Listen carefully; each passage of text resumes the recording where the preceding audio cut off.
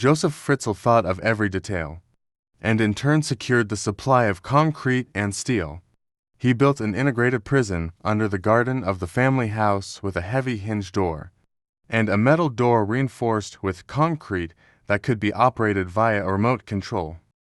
A set of 8 doors had to be opened before access to the design cellar for this purpose.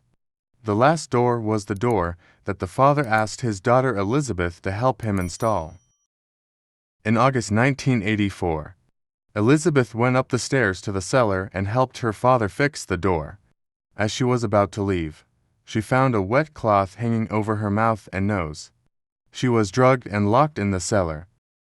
It was a very cruel start to incredibly cruel actions. Fritzl he had been planning what was effectively a dungeon for years. Received official permission to build his bunker complex in the late 1970s, and it wasn't difficult to get officials to approve underground constructions, as this was wartime. It was easy enough for him to find a sufficient alibi for Elizabeth's disappearance, as Elizabeth had threatened to run away several times, and more than once she had been taken back to the family home by the police. So he told friends and family that she had run away to join a cult, and they all believed in him. After Elizabeth's disappearance, Rosemary filed a missing persons report for her daughter, and about a month later Fritzl delivered a letter to the police, the first of several he forced Elizabeth to write while she was in captivity. The letter stated that Elizabeth was tired of living with her family and was staying with a friend, and warns her parents to look out for her. And Fritzl tells the police that she most likely joined a religious cult. For 24 years, Fritzl visited Elizabeth in the hidden cellar almost daily, or at least 3 times a week, bringing food and other supplies.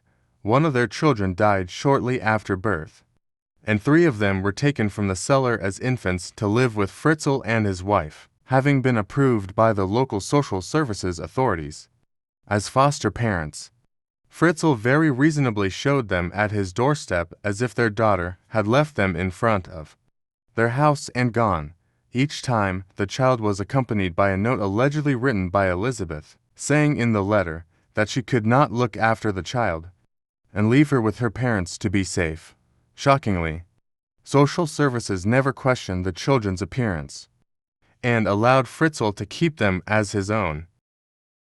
After the birth of a 4th child in 1994, Fritzl expanded the prison from 35 to 55 meters and had both Elizabeth and her children do the work for years, digging the soil with their bare hands. 3 children grew up with Elizabeth, and it was she who taught them to read and write.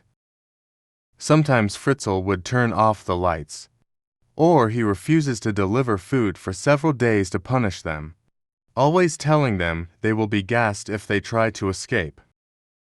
And when a tenant, who had rented a ground floor room in the house for 12 years, claimed to have heard noises from the basement, Fritzl explained that the sounds were coming from faulty pipes or the gas heating system. In 2008, one of the children in the cellar became ill. Elizabeth begged her father to allow her 19-year-old daughter Kirsten to get medical attention. She was very ill. Joseph agreed to take her to the hospital after his daughter's pleas. He pulled Kirsten out of the cellar and called an ambulance, claiming to have a note from Kirsten's mother explaining her condition. For a week, the police questioned Kirsten, looking for any information about her family. Naturally, no one came forward. Eventually, the police became suspicious of Joseph and reopened the investigation into Elizabeth Fritzl's disappearance. They began reading letters that Elizabeth was supposedly sending Fritzl, and they began seeing the contradictions in her. And on April 26, 2008, Elizabeth was released from the cellar by her father for the first time in 24 years, and she immediately went to the hospital to see her daughter, as hospital staff alerted the police to her suspicious arrival. And in the hospital, Elizabeth was taken to a room far from her father, where the police threatened to charge her with child abuse because of the way she clearly neglected her daughter, and Elizabeth said that she had a completely different story than the one they expected to hear, and stipulated that she never see her father's face again.